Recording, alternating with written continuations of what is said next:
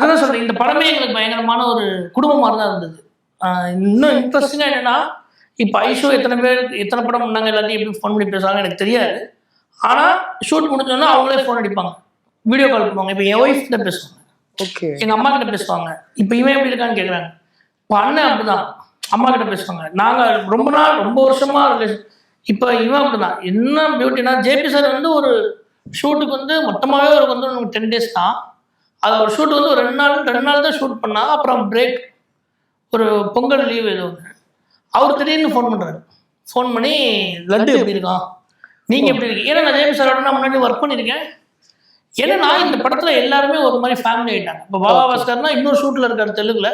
சாந்தா எனக்கு வந்து இங்கேயும் ஷூட்டிங்லாம் இருக்கேன், ஆனால் நம்ம செட்டு மாதிரி வரடா, ஒரு மாதிரியாகவே இருக்குடா, உனக்கு எப்படா இருக்கு அப்படின்னு கேட்குறாரு.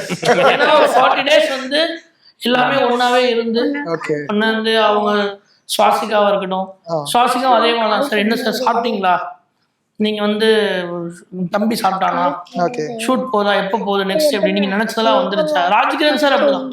ராஜ்கிரண் சார் ஃபோன் பண்ணி வீட்டுக்கு வந்துட்டு, நம்ம வீடு மாதிரி இருக்கு தம்பி, நான் ஏதோ கெஸ்ட் வீட்டுக்கு வந்த மாதிரி இல்லை, நான் ஒரு 1/2 hour இங்கே உட்காந்து வாங்கி கேட்குறாரு. 1/2 hour உட்காந்துட்டு பேசிட்டு ஃபேமிலியாக உட்காந்து எல்லாம் சாப்பிட்டுட்டு, அது நம்ம வீட்டுக்கு வந்த மாதிரி ஃபீல் இருக்கு அப்படின்னு. ஸோ என்னன்னா இங்கே எல்லாமே வந்து ஒரு மாதிரி இந்த படம் மாதிரியே நாங்களும் எல்லாருமே எல்லாமே இருந்தது. சண்டை, பிரச்சனை, எல்லா விதமான இமோஷன்ஸுமே இந்த படத்துக்குள்ள இருந்தது.